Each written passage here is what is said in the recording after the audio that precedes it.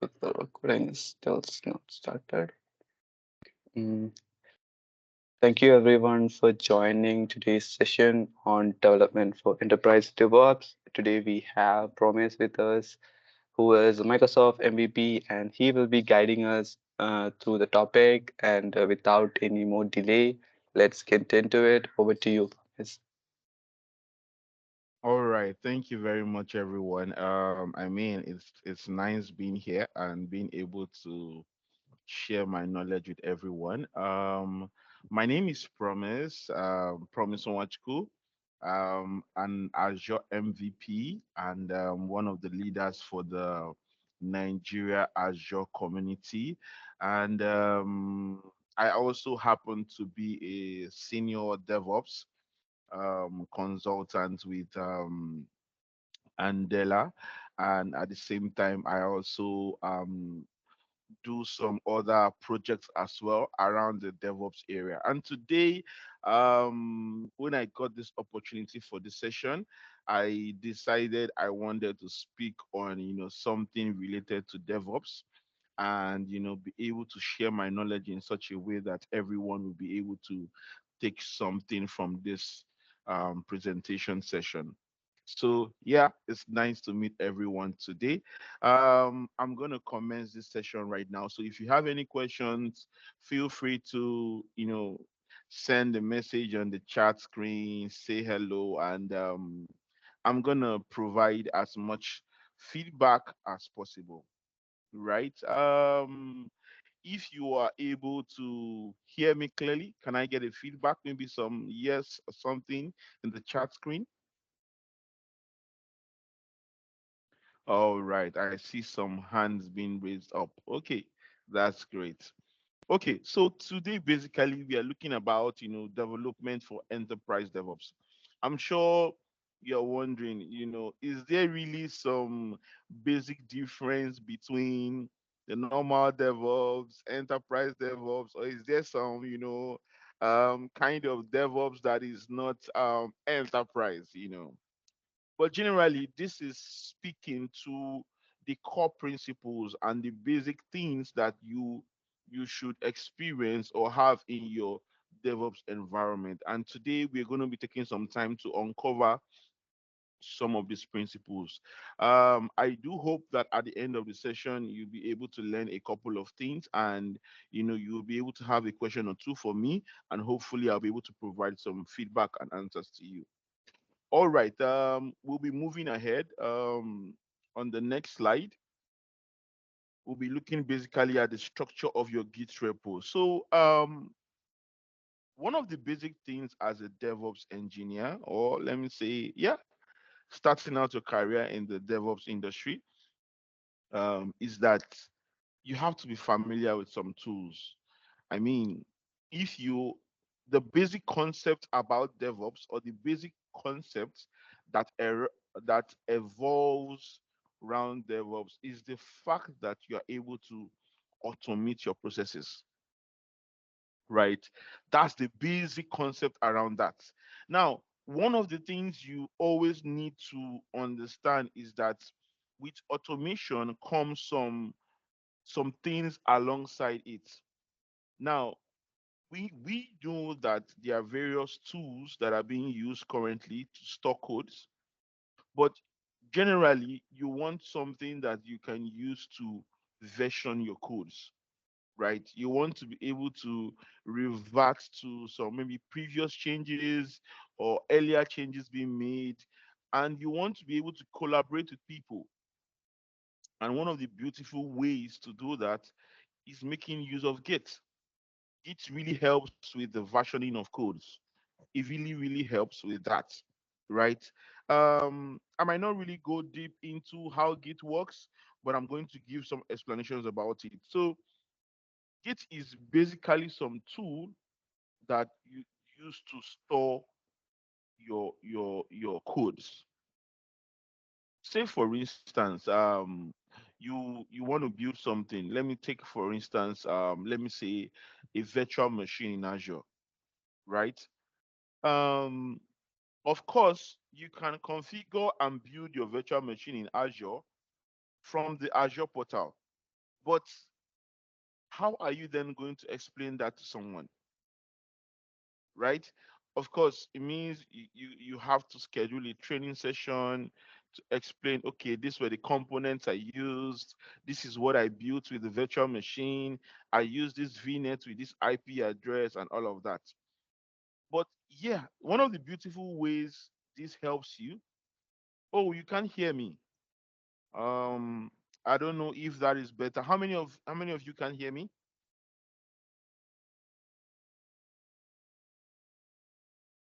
Okay, but can you hear me? Can you, if you can hear me, can you just tell me you can hear me? All right. Okay. Okay, that's nice. So one of the beautiful things about making use of codes is that um with the use of codes, someone you know who you share your code with is able to at a glance see all of the resources you deployed, right? The person can actually tell what was the IP address you used for your VNet, right? The person can tell what was the name you gave your virtual machine.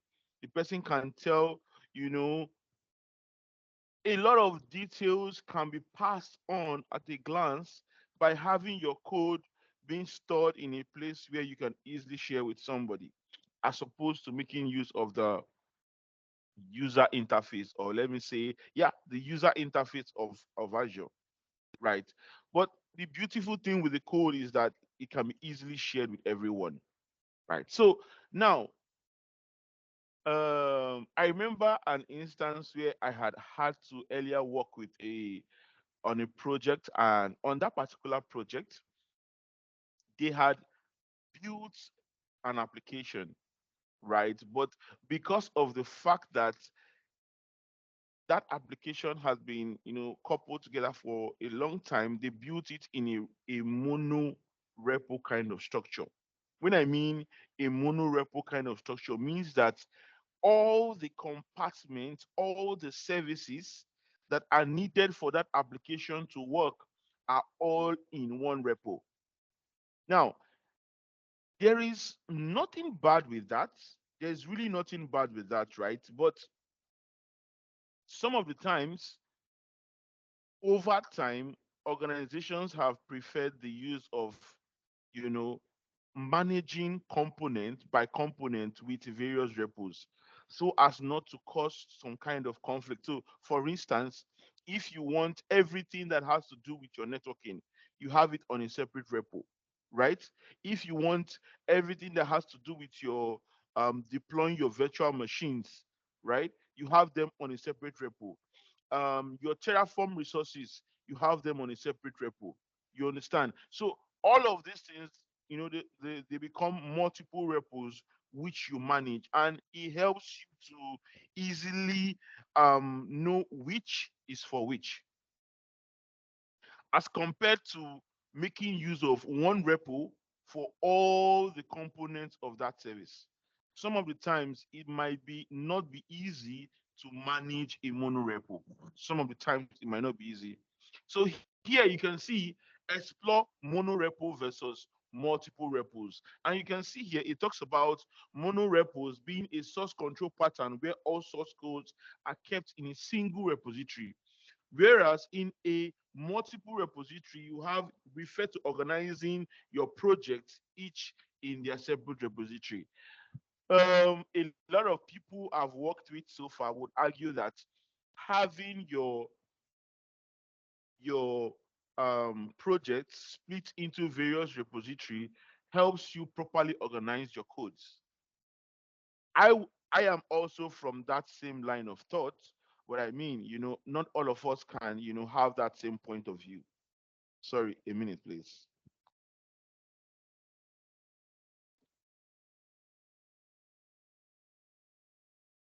All right.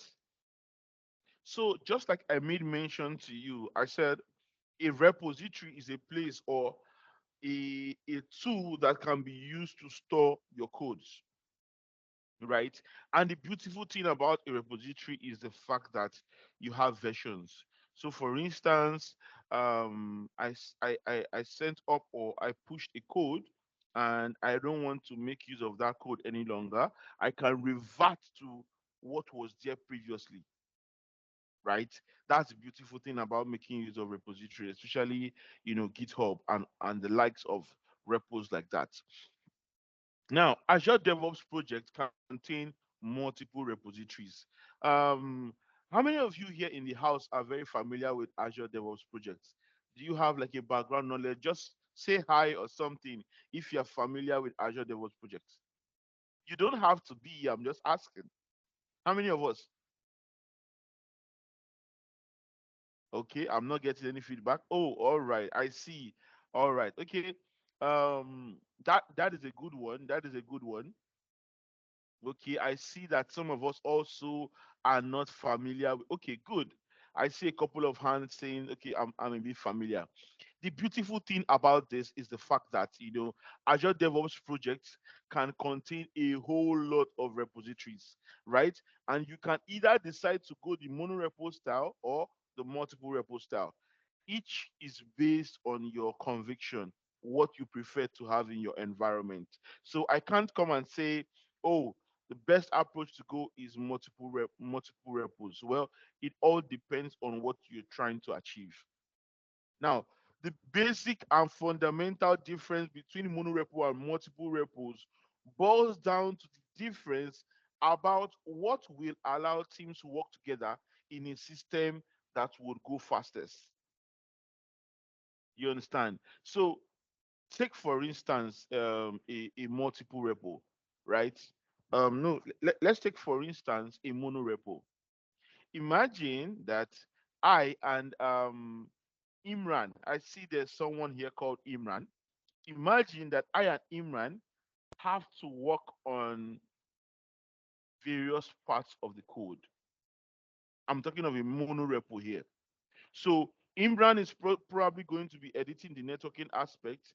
I'm probably going to be working on the virtual machine aspect. And before you know it, both of us are having two separate branches, and then we are trying to, push our codes and all of that. And then you would observe that while I push my code, Imran is trying to push the code, but Imran may not have the latest changes which I've made, and he may want to make use of those changes. So what would happen is Imran will probably get an alert saying, okay, you haven't, you don't have the latest changes, or your branch is like maybe 12 or 10 comments behind, right? Now, to ease the stress of the work, it's advisable if you have your various projects separated in such a way that if Imran is working, what I'm doing shouldn't affect him and what he's doing shouldn't affect me. You understand? It's best in that line of thought. But like I said, the approach basically is which is going to be fastest in your environment. Is it going to be the mono repo or is it going to be the multiple repo? This is something every organization needs to sit down and look and determine what is the best line of approach to follow. All right, I see a hand is raised up. I don't know if there is a question to be asked. Is there a question to be asked? I think that's Saha. Saha, do you have a question? Okay. Let me guess that his hand is just raised up and probably okay. Let's proceed then. All right. So like I said, the basic difference just boils down to the fact that which approach is faster in your environment. Now, implementing a change log. This is basically talking about how do you track changes being pushed to your repo, right? So you can see here, track changes to a project over versions. For each of the versions, you need to record probably new functionality, change functionality, or remove functionality, right? And sometimes, you don't want to avoid, you want to avoid having so much logs that could make your environment look a bit noisy, right? So you want something that would just give you a smooth history of what is happening. The beautiful thing is that this can be either manually created or automatically populated, or the combination of both. Usually, GitHubs gives us the option, or Git gives us the option to check the history of changes that have been made. One, you can do that using your git log command. With your git log command, you are able to check what are those functionalities that were added, at what time were they added, by whom or who made these changes. You can see all of these options in your gitlog feedback, or your gitlog response. All right, moving ahead, managing Git branches and workflows. Well, it is very interesting to note that for you to be able to carry out automation, you need to find a very convenient way to be able to manage your codes. Like I said, this is where Git comes in. Now, for instance, I made use of Imram the last time. Today, I'm going to make use of Alao Habib. How about if I wrote a code and Habib wants to make a change to that code, right? What is the easiest way to go about it? How does he get my code, make his changes, and also make his changes with my code available for me to see? That is what we are looking at, the branch workflow types. Now, you can make use of future branches. This is basically a way which you can use to get someone else's code, make some improvisions to it, and then push to the either the master branch where everybody can visualize this, or you can decide to push to a place that your codes are being stored. The number one feature we have here is what? The future branching, right? This is like basically just creating a branch, right, out of that code. So once you create the branch is going to have the existing code, and then you can now make your changes in that particular branch. You can also make use of the forking workflow, which is basically a way to just every developer uses the server side repository. So this the forking workflow makes use of the what? The server side repository. Now, talking about evaluating the workflow. One, you want to know if this workflow is able to scale with your team size. What do I mean by this? How do you collaborate with your team? What is the collaboration process like? Is it easier, right, if you just create a feature branch, make your changes and push them, or maybe you would prefer to fork the repository? Either way, it makes use of um either way it makes use of which of the approach you decide. Either way is fine, right? Another thing you want to look at is it easy to undo changes and errors within the workflow? How easy is that for you? How easy and how fast is it for you? Are you able to easily make changes on the repo? You know, maybe while you've made those changes, you've made some mistakes, right? How then do you go about them? Do you go back? Do you cancel? Do you delete? What do you do to ensure those changes are removed from the repo? And the beautiful thing about this is, yes, GitHubs give GitHubs gives us the opportunity to be able to either remove or extract a code that is no longer beneficial to you. You can just simply raise a PR, your manager will review it, and then you can merge to the master branch, and then your mistakes are cleared away. Now, the beautiful thing about this is that depending on your organization, right, most people work with some, probably I would say, some third party tools. I know, okay, um there was a particular project I was working on where in that scenario, they had to make use of Atlantis. So yes, you are still making use of around. You have configured your GitHub with Atlantis in such a way that if you push any Terraform changes, right, to that repo, depending on the branch, on the settings you've communicated, or by default, the Atlantis application helps you to make a plan of those changes.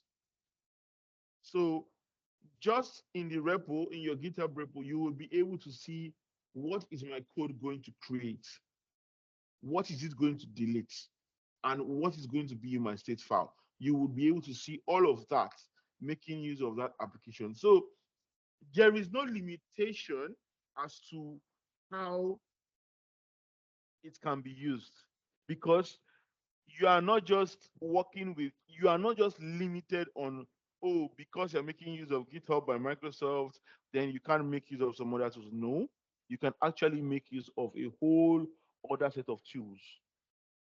And that's the beautiful thing about it. So basically, you want to be able to check how easy it is to retrace your steps when a mistake has been made. And that is one beautiful thing that GitHub does for us. Either you're making use of the feature branching style or you're making use of the fucking workflow style. All right. Next slide. Um, Now, you want to be able to understand what is the process it takes for you to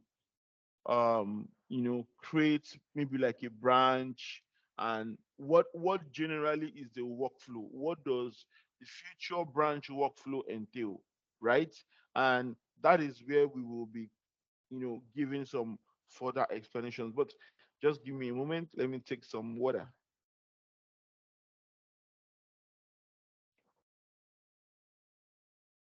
All right, so for your future branch workflow, basically the first thing you want to do is to ensure you have a branch. I mean, you don't want to go and make your changes in the master branch. You don't want to do that, right? You want to be able to avoid that. So the best thing to do is to what? Create a branch. Create a branch that has or consists of previous changes, right? And then after that, you can then, you know, incorporate your own changes into the branch. Now, that's the first thing you need to do. The second thing, like I said, incorporating your changes.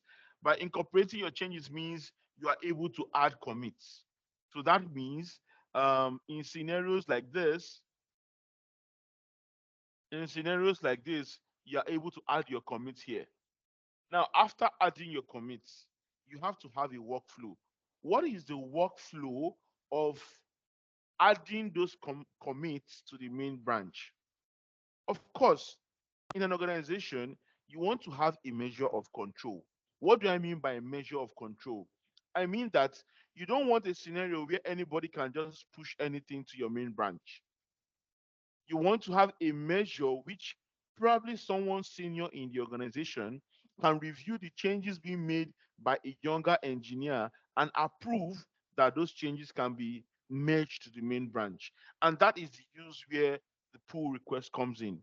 So Azure has built um this tool in such a way that, I mean, once you make your changes, you can have all of those changes wrapped in a link that displays your changes, and then you can then push that link, and then you can then push that link to maybe a senior engineer or your manager in the organization, who will review those changes which you've done. And after reviewing those changes, is going to ensure that, okay, these changes are actually changes that can be merged with the master branch. And then once he has given that approval, you can discuss, review, or he can decide to give a comment about the code and say, okay, I think you need to make some changes here, right? And then once that comment is given, you adjust your code and update the PRO. Your manager now is now able to see this update and then can then approve. Once approval is given, you can then proceed to deploy. And then once you deploy, you can then merge your code changes to the master branch. Now, a lot of people sometimes they forget to merge. And that's why GitHub has a feature that reminds you when a PRO has been on for a long time, and then it just says, okay, this PRO has been on for a while. I don't know if you want to close it or you want to leave it open. So those are things you need to take into consideration. All right. Yeah. So that's basically about the feature branch workflow.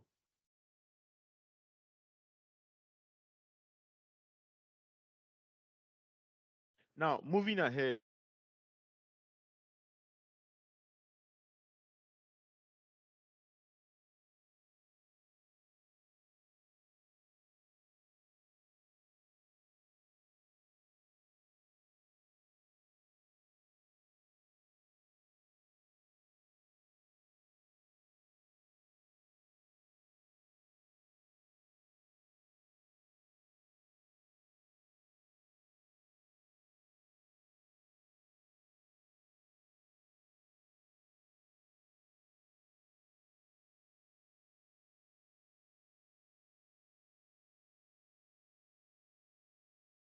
Oh, sorry everyone, I think Promise have lost his signal.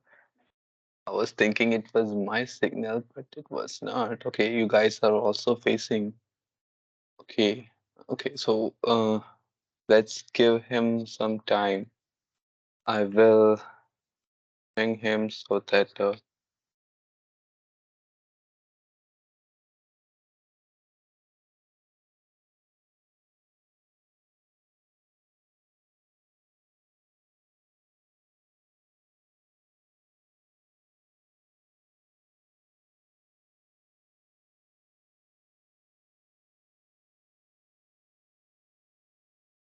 let's wait for some time. The attendance link will be shared at the end of the session.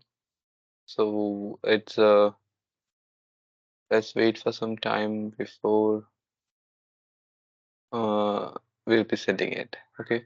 So let's give him a 5 to 10 minutes to come back to, and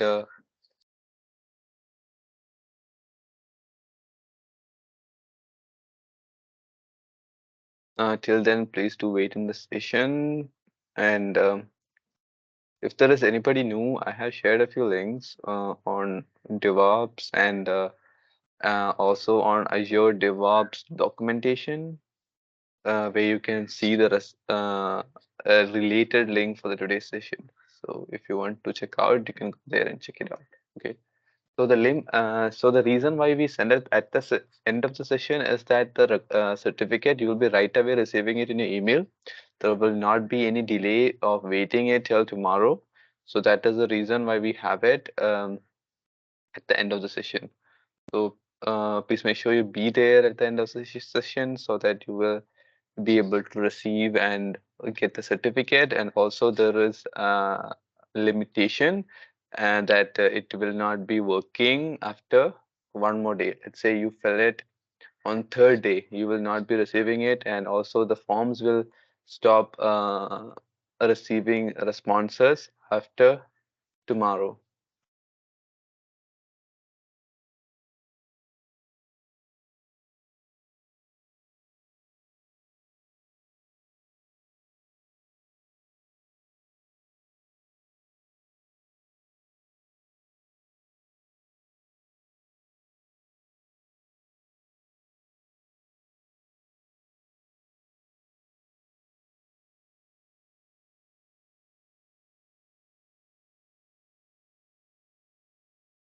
Um, Brian, as I said, we have not yet concluded the session.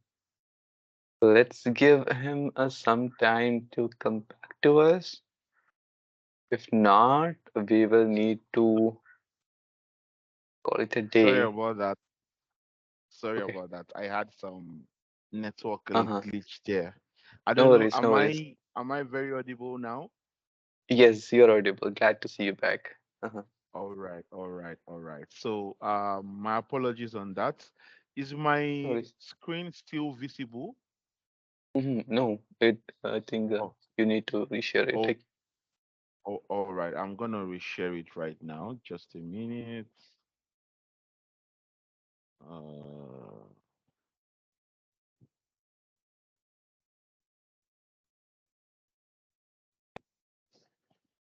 okay. Okay. Let's see.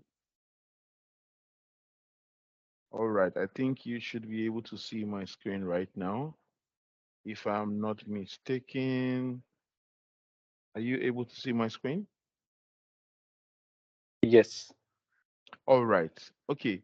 Um, Hello, Habib. I would see about the slides.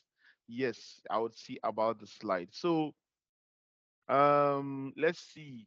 Um, I wanted to show you an example of repo changes or how you would actually push a repo, right? So I'm going to proceed to share this tab. Yes, just a minute. Okay, so I'll proceed to share this slide with you so you can see this. And I will go to say portal.azure.com, right? I will go to portal.azure.com. This is just to basically show you how this whole thing works. Now, Azure itself has what I call like the DevOps environment where you can do some tests, and that's usually what we call the dev.azure.com, right? So that's where I'm going to right now. Um, so you can see from my screen, you can see this is what a sample environment look like. This is the Azure DevOps repo, which I would usually play around with. Now, there is a portion here called the repos portion, right? And this portion is what helps you to clone your repository.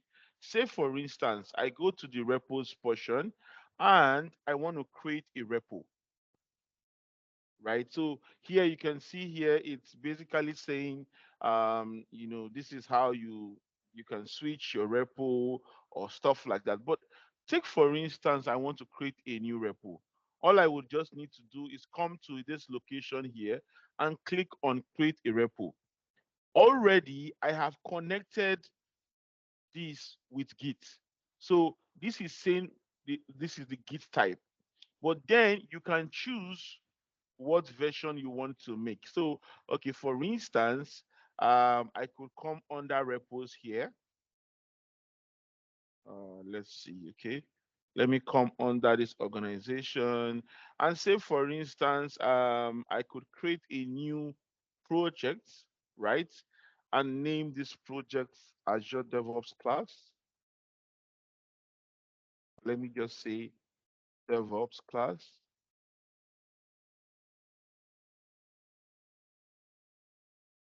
right? I could give a brief description of what I wanted to happen here, and I could either make it private or I could make it public. Either way, I could just say this is a training session. And then you can either decide to go to the advanced, what version you want to make use of, or you can just decide to leave it as default and then you click on create, right? And you can see right now it's trying to create a new project for me, right?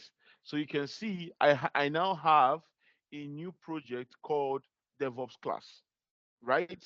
And I can go under the repos here and decide how do I want to clone this repo, or how do I want to initialize this repo, or how do I want to add some code. So I can either do this, right, to be able to manage my repo, or I can decide to, make use of the SSH one. But either way is fine. Now, you can see this. It says clone in VS Code. If you have a VS Code already, you can just click this, and what it will do, it will open VS Code by default.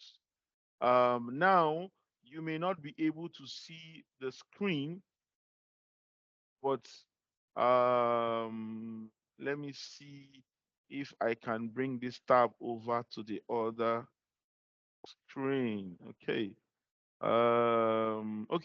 let me do it this way instead, right? Let me do it this way instead. What I would do is I would just make use of this, and I would come here, right, and push this over. So let's say this, let's say this is like the blank screen. Come here and push. My VS Code is open right up here. Now, remember, what I want to do is I want to be able to just create like some repo. Now, either I do this, or basically I could just make use of a terminal. Yeah, I could just make use of a terminal here to do the same thing, right? Um, Now, where do I want to store this repo? That is one question I need to ask myself, right? Okay, I have a previous place where I would usually store my repos. So I would just come to this location, say cd to documents, maybe project, yeah, projects, right? Um, Personal repo, right?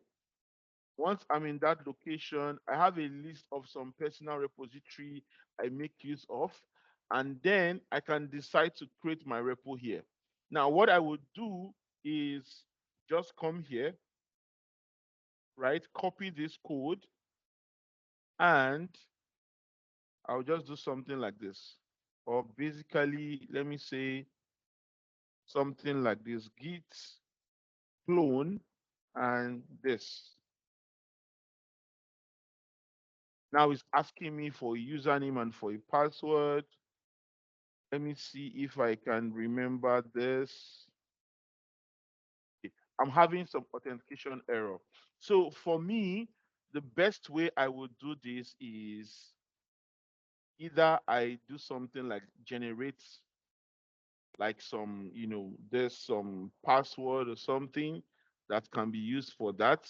So let me click on this first and come here and say is git clone this, right? And then once I'm being asked for the password, I click on this and I come here and paste this. So right now you can see the warning it gave me. Let me make this screen a bit bigger. You can see the warning it gave me is you have cloned an empty repository, right? And if I look at what repository was actually cloned, I would see something like this. Remember, this wasn't here before, but right now it's being cloned, and that's the name. The issue or the reason why we have this here is because of the, what's the word, the space I put in between. So next time, if you don't want to have things like this, just ensure you either make use of an hyphen, or you close the gaps between the names of your repo. So in other words, if I come here right now and decide to do something like this, maybe I create a new project and say, um, let me just say something like, let me say DevOps tutorials, or better still, let's make it in small letters. It's more, it looks more friendlier, DevOps tutorials, right? And then I click on this, it's going to create that particular project for me. Once it creates that project, I'm going to follow the same approach which I made use of here, right? Generate some password, do this, and then switch over to my terminal, do a git clone, and this, right? And when being asked for, oh, funny enough, because I've imputed a password initially, it doesn't really ask me for the password again. What it does is just basically downloads the repo. So you will see here that I now have a new repo called DevOps tutorials. Now, um, just like what I have been explaining earlier, if we cd into the DevOps tutorials, right? I take for instance, I cd into this branch, right? And or this particular repo. The first thing you want to do or you want to ask yourself is, are we in a branch? What kind of branch are we in? So first thing I want to check is, what branch am I in? I can do that by running the command Google, or sorry, git status. So right now you can see here it says something like you are on the what? The master branch. Sorry, are we following? Are we following? Can I get some comment or something like that to tell me, okay, you're actually seeing what I'm trying to explain? Hello? All right, okay, that's good. Now I have this repo here, and for instance, um, let's say in the master branch, there are some changes I need to make, or I need to put in some particular files. Just like I was saying, currently I don't have any what's the word? I don't have anything on the master branch. But there's something I want to do, right? I want to be able to ensure that I can push something from a branch to another branch, or from the branch to the master branch. So what I'm going to do is this. I'm going to create another branch. Now, basically, you can do this normally by making use of the command git branch or git checkout minus b. But let's do this. If you want to know the number of existing branches you have, right? Sometimes, sorry, git branch just helps you to know what are the existing branches you have, right? But then I want to create a new branch, so I'm going to do something like this: git checkout minus e, and then I will say this is a temporary branch. I'm going to give it a name called temporary. Now you can see something here where it says you have switched to a new branch called temporary. So if I do git status, I'll no longer see um, master branch, but what I will see is what? The temporary branch. So I'm going to create a readme file here. Let me say I'll just do a touch and I'll say readme.md, right? And in the readme.md, I can just echo something into it and say this is a training branch or changes, but basically this is a training branch. It's just something simple, and I would echo it into what? My README file, right? And if you check this, you see here that we now have a .git file, a .git directory, and a README file. Now, remember that all these changes you are making, it's on the feature branch. It's on the feature branch. So right now you can say this, but look at this. I haven't made any commit and anything, but let me do a commit. So I'll just say git status to see what changes have been made. And you can see that these changes have been made. And I will do a git add, right? I'll do a git commit, added a readme file. and then I'll do a git push.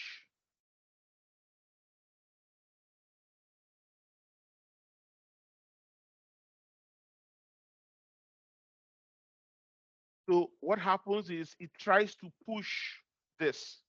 So that means that when I go back to here and I go to the repo, what I would see is this.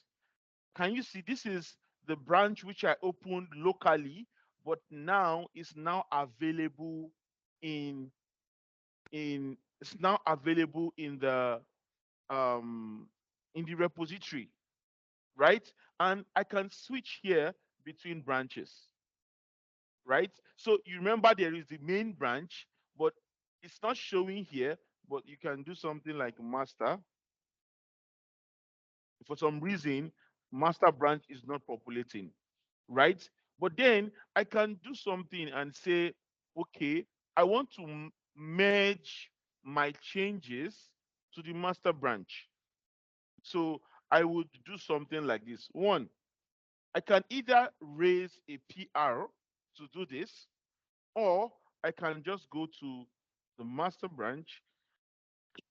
Sorry, I can come to say, um, let's go to Git branch here.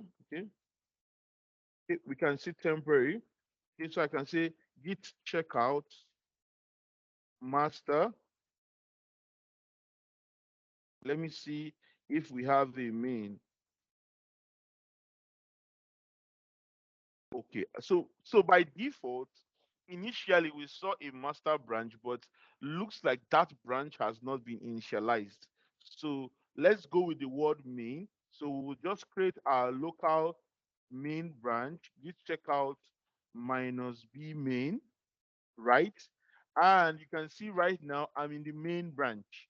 Now, once I do a git branch, I should see both the two branches um which I have, what's the word, created locally. Remember, the main branch doesn't still show in the you are on the UI interface, right? So I'm currently in the main branch. I want to do what? I want to merge my code, which I have done in the temporary branch, into my main branch. So I will just do something like this: git merge, and I'll say temporary. So what I'm trying to do is I'm trying to make my changes which I made in temporary available in the main branch. So let's see what happens. To see what it says, git merge temporary, and it says already up to date. Now let me see that. Can you see it says I already have the files here in my main branch, right? I already have the files in my main branch. Now take for instance, right? I go back to temporary and create some other files. So I would say git checkout temporary. So initially, if you noticed, when you want to create a new branch, you have to use the word minus B. But if the branch is existing, you don't need to. You just check out the branch, right? So I'm switching back to origin temporary, and I'm going to create a new file, and I'll say touch. Maybe I will just call it. I would say deployment.yml, right? And in deployment.yml, I can put like just a sample code or something there. Or maybe I should make it more like an executable script. So I can do something like move deployment.yml to say, what's the word? Script, script dot, let's say sh, right? So what I did was just to rename the file actually. So what you see here is we have a file called script.sh, and now I can open script.sh and just put a sample script there. Say, I can say something like hash this and say bin bash, Now say echo the word I am happy. I am happy. Right? This is what I want to have in this file. And I'll do this.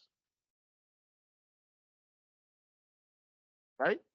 Um, Currently, this file is non-executable, so I will just make it executable. It's x script.sh. So if you look at it now, you see it has a, okay, it's not actually showing the color, but now it's executable. Now, these changes are being made in what? In the temporary branch. Now, if we switch back, git checkout main, if we switch back to main, we will see that when we do an ls minus la, funny enough, so by default, what is happening here is this is doing like, would I say this is an automatic merge? Let's see, let's do a git status. Let's see what is happening. Okay, now this is seeing the file as there, but it's not being merged. Nothing is being done to the file, right? So what we will do is this, right? The file is on track by the main branch. So I would just do this. I would say, okay, let me push it in the main branch. I would say git add.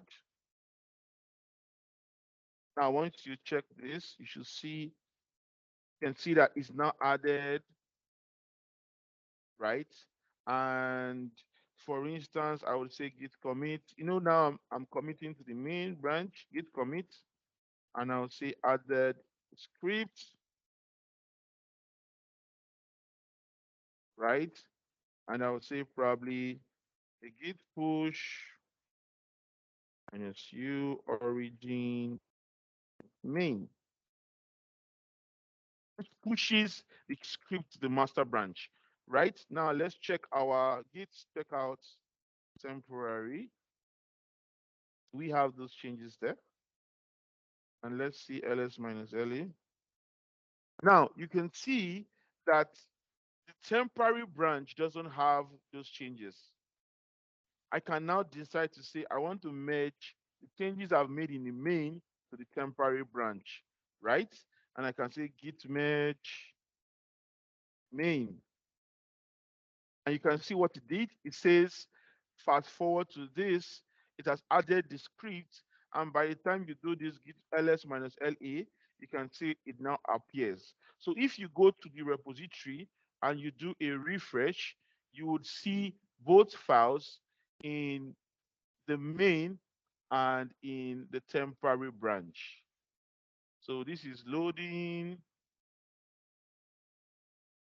So right now I can see this, and I can also see the main branch. See, the main branch has this, right? The main branch has this, but then the temporary branch doesn't have this yet. Does anybody know any reason why the temporary branch is not showing the merge we just did? Does anybody know why? Can anybody have an idea why? Okay, in order not to waste time, the basic reason why the temporary branch doesn't show this file, even though we have merged it. Oh, someone said yes. So Francis, what do you think the issue is?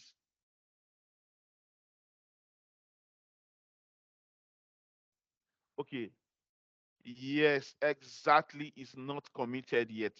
So basically, what I just did was to merge. I didn't do a git add, a git commit, a git push.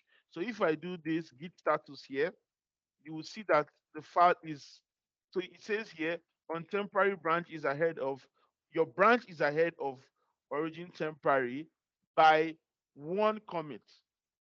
So this is what branch again? Let me see git branch. Okay, this is the temporary branch, and it says I have nothing to add. Interesting, but it doesn't have the file. Let me see. Has it done this? Okay, so what I would just probably need to do is to do what? A git push. Now, what this does is that it makes the changes available in my local branch to the original origin branch, right? So if I check here now and I refresh, now you can see I have this file available. And you can see here, echo, I am happy. So these are just one of the beautiful things about this. And the fact that you can always make your changes available in such a way that someone can approve. So what do I mean by this? Okay, this is the temporary branch, right? I can decide to create a file and say touch um, basics.sh, and I would say vi basics.sh. I'll do something like this and say this in bash and say echo, this is a tutorial, right? And I made my changes. I'll have a git status and see the file is there. So I'll add it, git add, git commit minus m, added a file, and I'll do a git push, right? Now, if, for instance, my manager doesn't know about these changes I've made, and I want to let my manager know that, oh, I've made some changes which I would like to be pushed to the main branch, I can simply come to this point here. I just go to the repository. Now, once I'm in, you see, currently I'm in the main branch. Once I switch over to the temporary branch, it will tell me, oh, I have a file, right? I can now decide to raise a pull request. Say, maybe I will say new pull request. What do I want to do? I want to merge temporary into what? Main, right? And now you can see the changes which I've made, right? So, and I could just create the pull request. If I know my manager's name, I can add my manager's name here to to send him a notification or something that I've raised a PR. So I'm going to create this PR, and what is going to happen is that whenever my manager comes and I share this link with him, this particular one, my manager should be able to see the changes I have made, right? And then he would now say, okay, I love these changes. You can make use of these changes. And then I can come here, and then what he will do is he will just say approve. Once he approves this, you should see something like here. You see option now approved, right? And then what you just need to do is click on complete and you merge, complete merge. So what I have just done right now, you can see it says this PR has been completed and has been merged, right? So what this means is that once I go to my repo under the files, I should be able to see the same thing which I have in temporary. Let me refresh here. You can see I have basic.sh. I should be able to see the same thing in the main branch, which is this basic.sh. So that's the way you can make use of your PR. You can approve changes which you made and all of that. All right, let's proceed right now with the slide.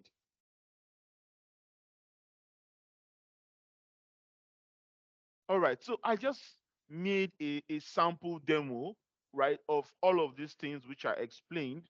And this basically just gives a summary of everything which I've just explained, right? You can see here, when I talked about what's the word I would say, if you remember when I spoke about creating a branch, I showed you how to create a branch locally, how to push it to be available on the UI, make your changes, how you create a pull request, how you make comments, right?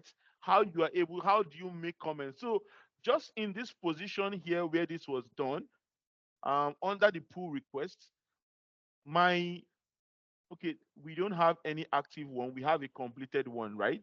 So my manager could come here and say, okay, I want you to add some different option. So imagine my manager makes this comment, right? Of course, when I come back, I will be able to see this comment which my manager has made, right? And then I'll probably go about making some changes, right, to what he has shared, and then proceed from there,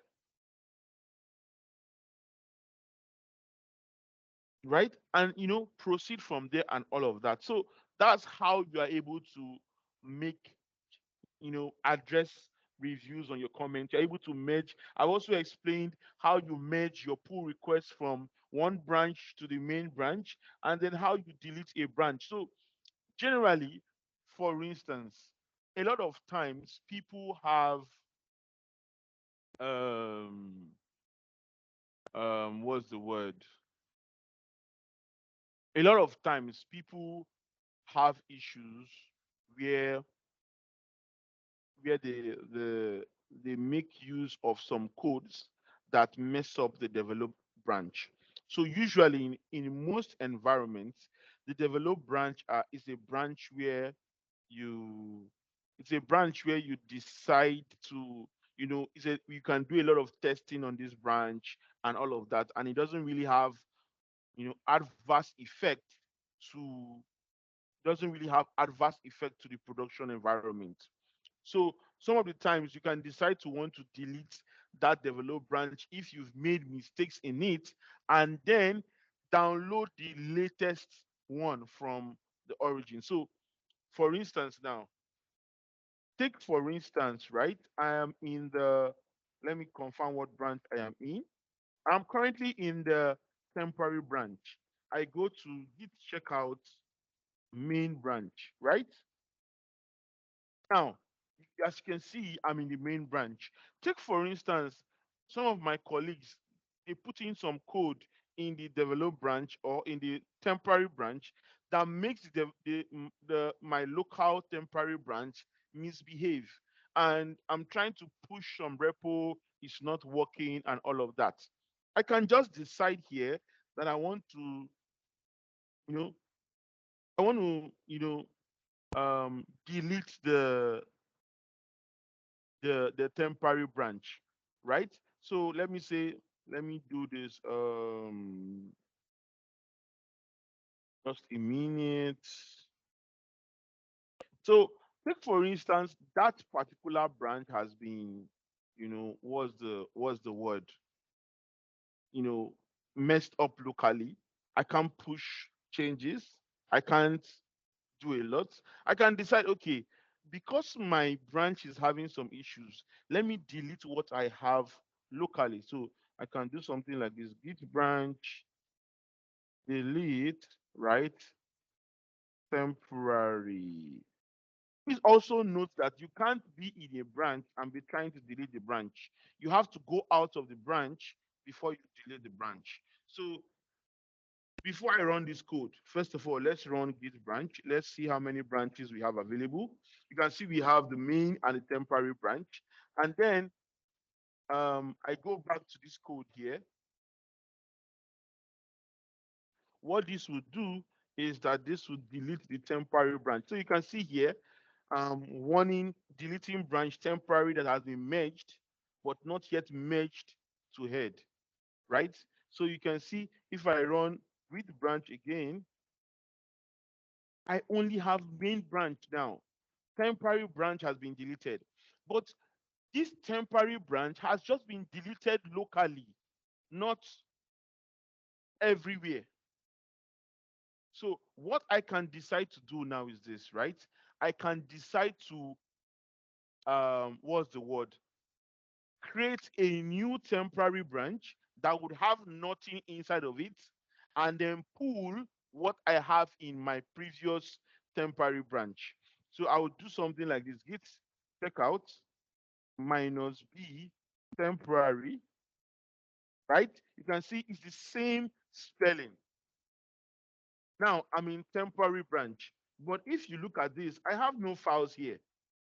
These files basically are files from, what's the word? What what should I use now? No, no, no. What word should I use? They are files from the main branch, right? But let's say changes have been made on the origin branch, and I don't have those changes. I can then decide to do a pull, git pull origin temporary. What this will do, right, is that you can see it's going to fetch the branches in the origin, the one in the UI, and it's going to bring it to my local branch. And you can see what it has done already. By the time I do ls minus la, now I have a script called what? Script.sh, which wasn't, was it there? Okay, sorry, I have a script called basic.sh, which wasn't there before. Now, if I do a git status, you see, there's nothing there again. Why? Because I mean, I have everything in my local branch. I can then decide now to make changes in my local branch and then push to the origin main branch. So, in other words, what I'm trying to tell you is this: for every branch which you download, or you do a repo to your local branch, what you have locally and what you have online are two separate branches. They are the same name, but the content can be different.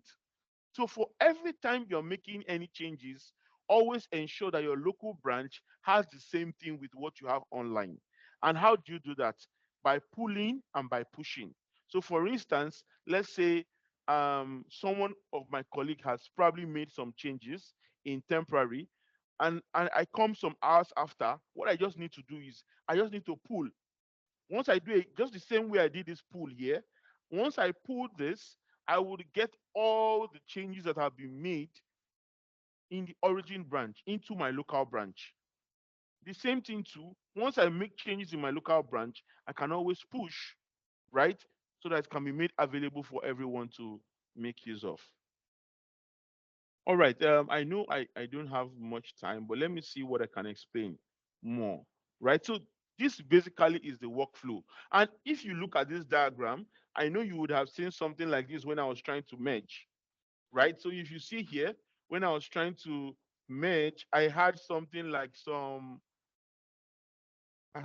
here that says complete, right? And it gives that diagram, when you're trying to merge and all of that. So that's basically how this works, right? That's basically how this works. So let's see. Let's go on. What do we have? Now, this is the fucking workflow, right? How does the fucking workflow work? He said this gives developers, every developer, their own server-side repository. Each contributor has not one, but two Git repositories, a private local one and a public one server side, most often seen in public open source projects. And contributions can be integrated without the need for everybody to push to a single central repository. And it says here, Fox repositories use the standard git clone command. So the same way you are able to git clone a repo, you can do the same thing with forked repositories. Now, collaborating with pull requests. Now, remember, I discussed a lot of these things when I made mention of the fact that the idea of pull request is to ensure that my changes can be made available to my colleague and my manager is able to also see my changes. That's just the idea of pull request. And this helps us to collaborate between various environments, right? Just a minute. This helps us to, what's the word? Collaborate between my colleagues or inform my manager of what is actually happening in my environment. Yes. All right. So that's what the pull request basically helps us to do. You create a branch, you discuss, and then you merge your changes. For the demo of this, I've already explained this in our previous demo. So let's look at this. GitHub Mobile for pull requests. Um, Funny enough, GitHub now has a mobile application where you can, be able to approve pull requests from your phone, right? You don't need to have your laptop with you before you can approve requests. So that's one of the beautiful changes that is being done in this field. Now, exploring Git hooks. Well, Git hooks are like, what's the word I would say? They are basically a mechanism that allows arbitrary code to be run before or after certain Git lifecycle event occur. So, for instance, you want some policies to be enforced. You can write a Git hook script that once an action is carried out, that should trigger. You see, it can either be client side or server side, meaning that you can either do it from your own environment or you can do it on the server environment.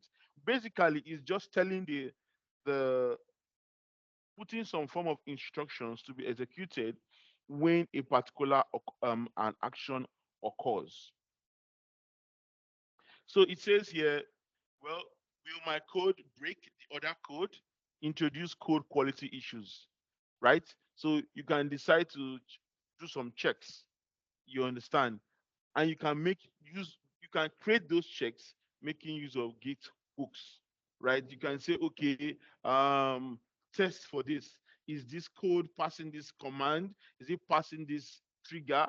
Once your those tests are being activated, what actually brings them to life is the action. It could be a Git push that triggers your Git hook policies or settings. And that helps you to just basically introduce checks and quality balance into the kind of codes being pushed into your environment. Plan foster inner source. So basically, this is just talking about how you are able to use your fork-based pull request workflow, which allows anybody to contribute. Or basically, it can be an inner environment where you put in some measures that people can contribute to whatever you are building. And it says here, we recommend the forking workflow for large numbers of casual or occasional committers. So in an open source project, the fork-based workflow is usually recommended. And then you can see here, this is basically how to implement the fork-based workflow. Basically, all you just need to do is create a fork, clone it locally, make your changes locally, and push to a branch. Create and complete a PR upstream, sync your fork to the latest from upstream, right? So what they are basically trying to do or explain here is this. So you can see here, um, you could come to repos here, and then you can either decide to do this. So the same way you would clone is the same way you can decide to just, you know, so you can see here, you have this. So you can now decide now to say, okay, you want to, clone it. So you do the same thing, or you can either make changes here. It just depends on what you want to be able to achieve, right? So that's basically how the fork infrastructure or the fork procedure, fork workflow works. All right. It talks about some demo. I just explained to you now how that workflow works. Now, managing your Git repositories. Basically, this is just how you're able to, like I said, you clone your repository into what's the word? Into your local environment. And then here it says dealing with either large or small based kind of large size repositories or small repositories. So you can determine what is the depth of the clones you want to make, or either it's going to be big or it's going to be small. So it says here, working with large repositories with Scala, maybe .NET applications available for Windows or Mac OS, and you don't really want to, clone everything. You can decide what you want to clone, right? So you can see here, it says Scala register, post on register, or you can say scalar run all or scalar clone URL. So all that depends on what you want to achieve. And then here is purging repository data. This is basically where you want to reduce the size of your data which you have in your repository. And you say you might need to delete files within the repository or reduce the repository size or remove accidentally committed large files, right? You can use this command to do that. The Git filter repo tool or the BFG repo cleaner. What this helps you do is delete some of those repos you do not need. Another one, I know maybe I'll round up in a few minutes. Another one is how you basically manage your GitHub releases, right? You can basically create tags of the versions or whatever you're pushing, making use of commands like gh release create tag, and then you are able to tag all your releases into the GitHub repo. Now, identifying technical debt. Basically, this talks about, technical depth is always how deep do you want to go in understanding your environment, right? You can see here it says clear and readable, documented, efficient, maintainable, extensible, and secure. These are things you need to look at if you want to have proper technical depth in how you manage your codes, right? All of these are features that will tell if your codes are properly managed or not. And then you can see examine your complexity, quality metrics. You can see here your program vocabulary, calculated program event, your volume, difficulty, effort. All of these things also come into how quality or what amount of quality work you put into ensuring that your repo is properly organized so that you don't have scenarios where, for instance, scenarios where you are having some challenges because maybe some people don't understand how the repo is being organized, or if there are security lapses between your repo. And I think this is basically it. This just basically talks about how you're managing the technical debt. You say it talks about the failed build percentage, failed deployment, the tickets volume, bug bounces percentage, and unplanned work percentage. So actually, yes, there is what is called unplanned work. The reason is this: sometimes some of your colleagues can reach out to you that, oh, this is a blocker, and besides, at the start of the sprint, that work wasn't actually slotted in as something you will do for the sprint. But because your colleague reached out to you, you might need to create some code based on what they want to achieve. And then that falls under this category of unplanned work. Sometimes you have bugs in your codes. You want to be able to count, okay, what is the number of bugs faced in this particular sprint? How were they resolved? Are there things we could learn from those bugs, or are there things that we need to, take off and all of that? So that's what this basically talks about. Now you talk about your sources and impact of technical debt. This basically talks about how are you testing your code to ensure that it is, properly secure. You understand? Do you have any coding tests you're using? The other time you mentioned Git hooks, which does helps you to check various changes or what the quality of your code is like. Is your code passing this test? Is it passing that test? All of that also comes in here on how you manage your technical depth. And this also furthermore talks about technical debt, make your code both hard to understand and fragile. All of that depends on you. How would you want that to be done? Do you want it to start small, grow over time, or do you want to add everything at once? It's all dependent on what you want to achieve. Finally, it says here one way to minimize the accumulation of technical debt is towards use automated testing and assessment. And that's where your Git hook comes in. So you can see here code quality tooling. Azure DevOps can be integrated with a wide range of existing tooling that is used to check your code quality. Checks your code quality, checks for bugs, check if there are security lapses in your code, and all of those things can be configured in your Azure DevOps repo. So here you can see what a one of the tools look like that shows what are the bugs, the vulnerability, the code smells. You can see, so this is one of the tools that can be used to check your bugs in your codes. And then here you can also integrate other code quality tools, right? You can see them here. These are some of the features that can be added or combined with your Azure DevOps, right? Just to ensure that you have a proper quality code setting. And then it says plan effective code reviews. What they mean by effective code reviews is ensure that your codes are being reviewed properly.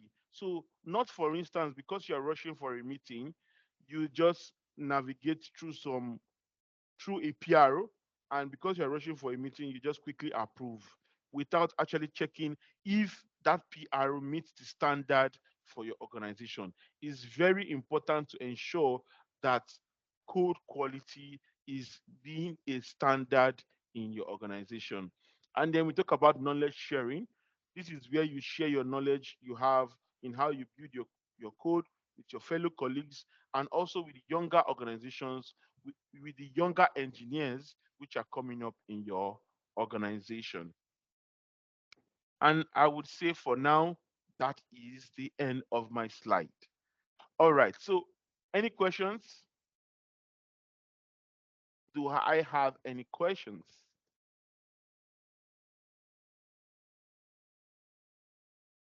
Do I have any questions?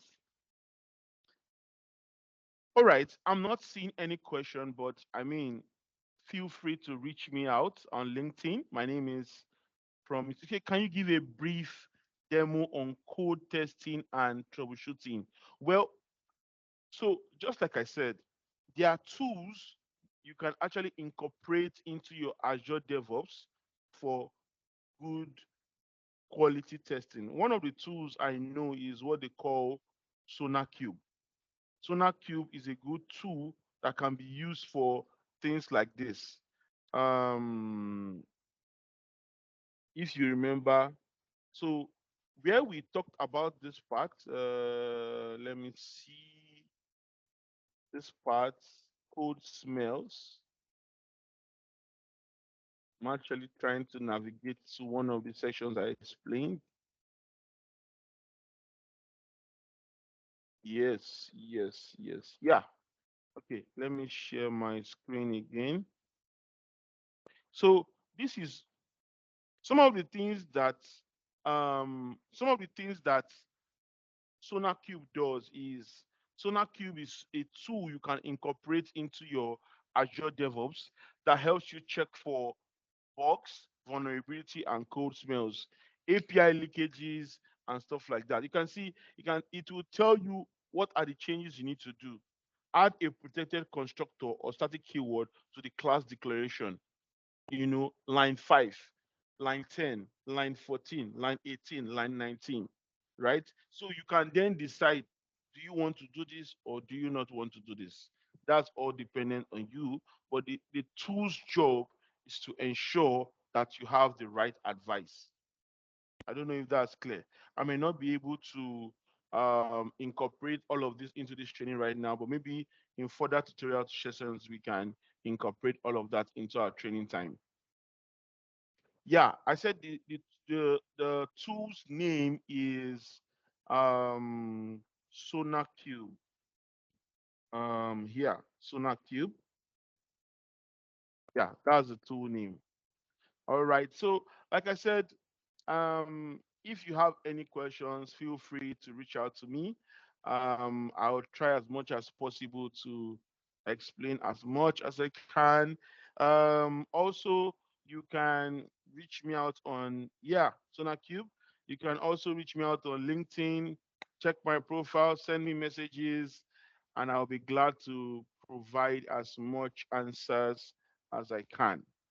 But for now, I think um, I have exceeded the time allotted for this training.